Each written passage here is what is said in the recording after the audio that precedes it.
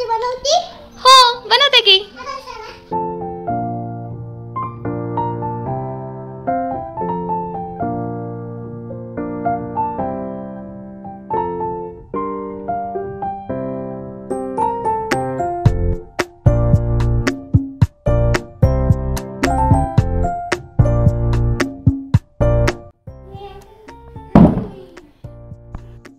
जिजाला आज पावभाजी खावीशी वाटत होती, त्यामुळे आज पावभाजीचा बेत ठरला.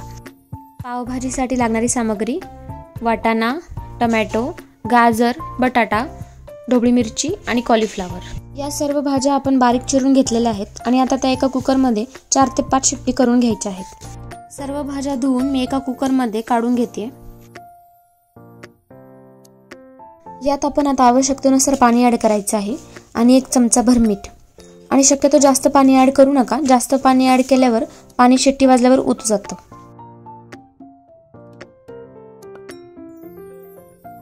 आता आपण याच्या 4 ते 5 शिट्ट्या करून घेऊयात, जेणेकरून भाज्या छान शिजतील.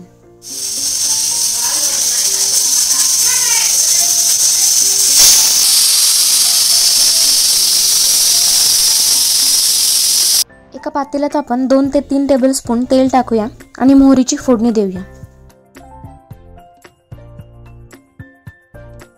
मोहरी तडतडल्यानंतर यात बारीक चिरलेला कांदा टाकूया. कांदा आता मस्त गोल्डन ब्राऊन होईपर्यंत परतून घ्यायचा आहे. कांदा छान परतून झालाय. यात आपण आता ही आलं, लसूण आणि बीटरूटची पेस्ट ॲड करूया. बीटरूटमुळे भाजीला मस्त कलर येतो आणि जंक फूड असलेल्या पावभाजीसोबत हेल्दी बीटरूट या निमित्ताने मुलांच्या पोटात जातं.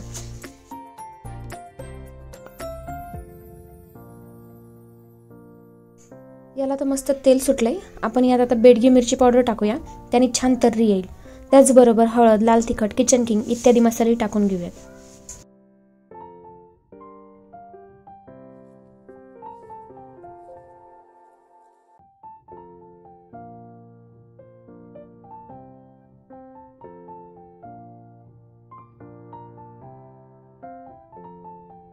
कुकर थंड झाला आहे. त्यातील सामग्री आपण एका पात्रात काढून घेऊया आणि या सर्व उकडलेल्या भाज्या स्मॅशरच्या साहाय्याने स्मॅश करून घेऊया.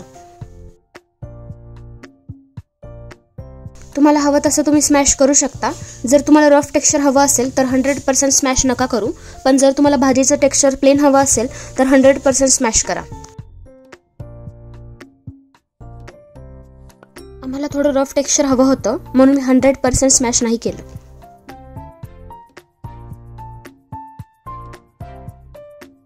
तोपर्यंत आपला मसाला छान परतलाय. आपण आता यात स्मॅश केलेल्या सर्व भाज्या ॲड करूया.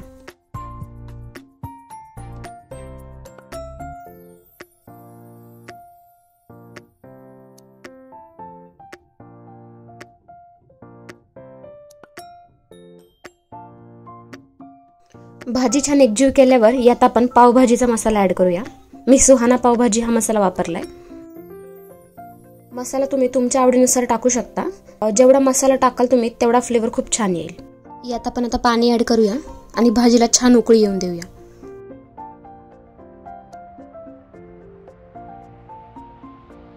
उकळी आल्यावर मी यात 2 पॅकेट अमूल बटर टाकले. अमूल बटरमुळे भाजीची टेस्ट खूप छान लागते, फ्लेवरही खूप छान येतो.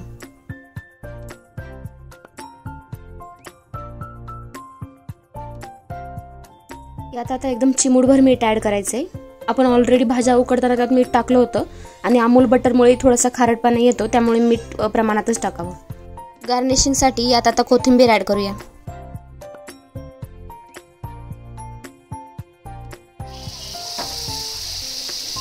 मस्त आता बटर टाकून पाव रोस्ट करून घेऊयात.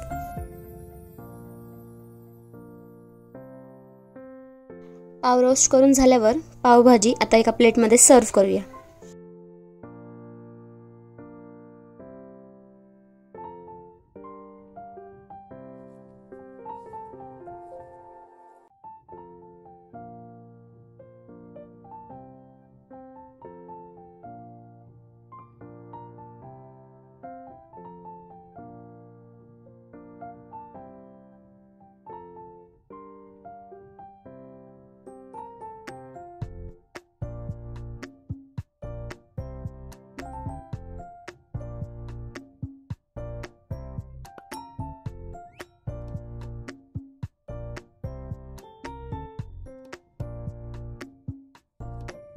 अशी हेल्दी पावभाजीची रेसिपी तुम्ही पण एकदा नक्की ट्राय करून बघा आणि कमेंटमध्ये आम्हाला कळवा कशी झाली आहे.